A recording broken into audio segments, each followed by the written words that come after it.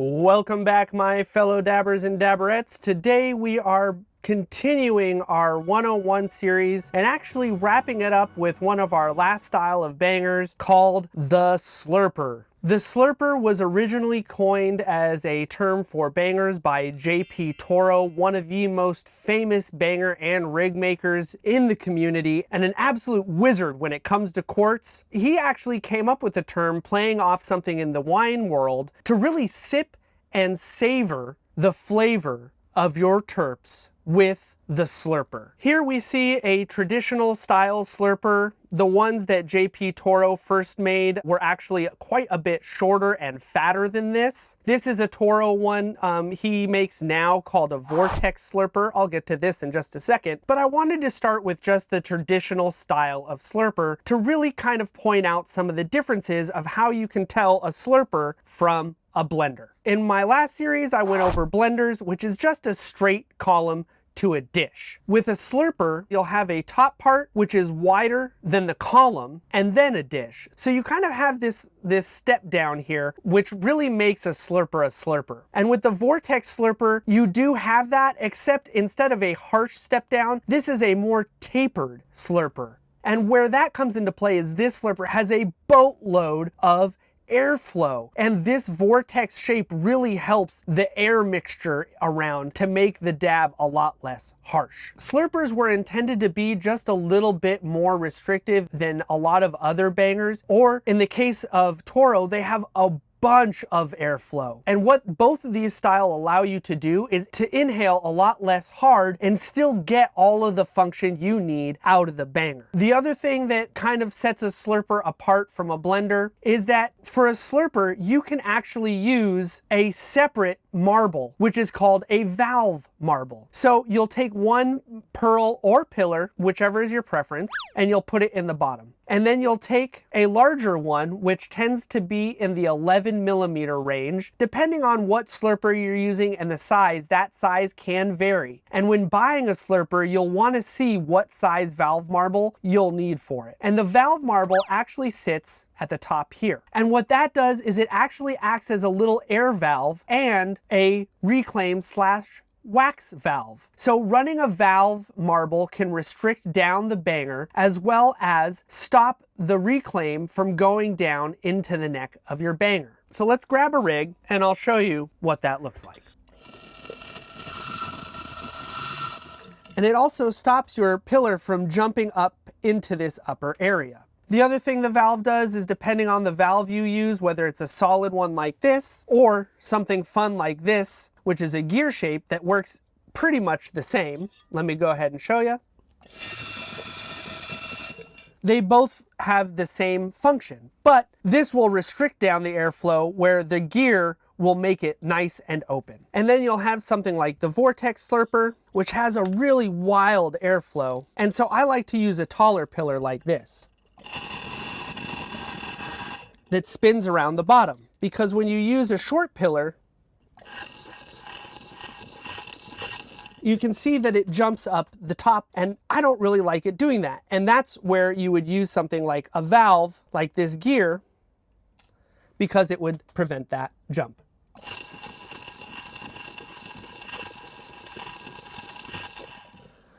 So this is one of the fun parts about Slurpers, is all the parts and pieces that you can get to really dial in and customize the airflow that you like and the heat retention that you need out of the banger. What I have noticed is that with a traditional style Slurper like this, I can dab down in the 510, 520 range, whereas something from J.P. Toro and one of his Slurpers, I have to heat these up and hit this around 550 to really get this, because it has so much airflow. It pulls in so much cold air. You need to jack up the temperature of the banger to really get it to hit hard. But what's really great about that is you can take these massive dabs at a higher temperature and not chaz your banger and not destroy your lungs because of the amazing design that JP put into these bangers. The one other Slurper that I'd like to talk about which I really enjoy, is this. It's called the Slurp Zilla by Black Market Glass. And even though on the outside this looks like a blender, where it is a slurper is you can see down in the center how the walls actually come in 5mm thick walls to put a spot for a valve marble.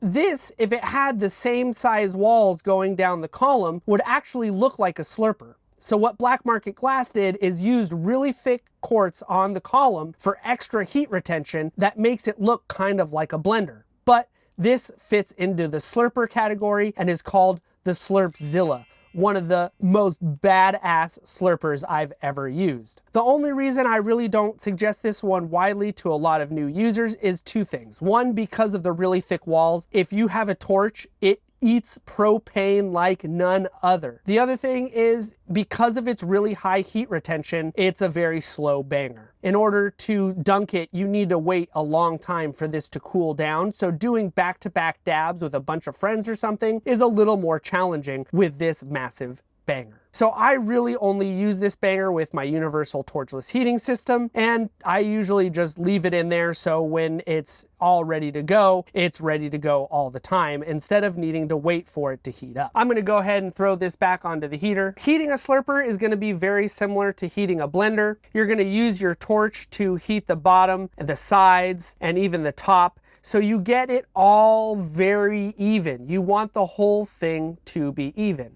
Now, there is a big discussion and some debate within the community, the process in which you insert the pillars and valve into the slurper. When slurpers first came around, boro pillars and valve marbles like this that are made out of boro have a different heat profile and retention properties than the quartz. Typically, when you're using boro, what you'll want to do is heat up the quartz first and then drop your boro in after it's already all heated up. That way the boro doesn't expand or crack or heat up too fast comparatively to the quartz and cause problems. For me, since I use a lot of quartz pillars and other things like that, or this quartz valve, I go ahead and just preload my stuff, even when I'm using a boro valve, because I am very careful not to overheat, and I'm also very careful not to just point my torch up here at the valve to overheat the valve marble and make that explode. So once you have everything all loaded up, you'll need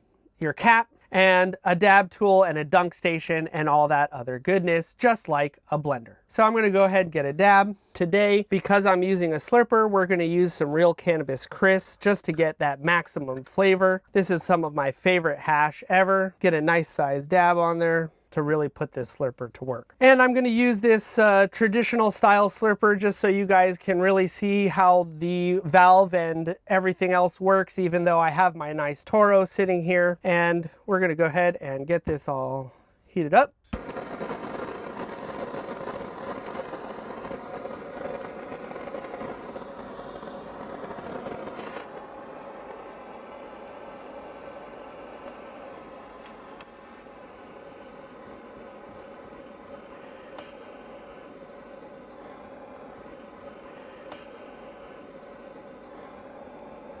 And you just want to heat up all sides of the banger. Make sure it's just all kind of even. Feed the dish, feed the column, make sure the top is warm. Let's see if we're at temp, if it needs a little more. All right, looks like it's just a little, so I'm gonna, little low, so I'm gonna feed it a little more. Give it some more temp. There we go. All right, yeah, there we go. In the 580 range, go ahead, cap up, and wait for it to cool down. And you'll notice I am temping it from the side of the column. You can temp it from the bottom, but I like temping it where the dab goes on the column. We're gonna go ahead and just put the dab on there, give this a go.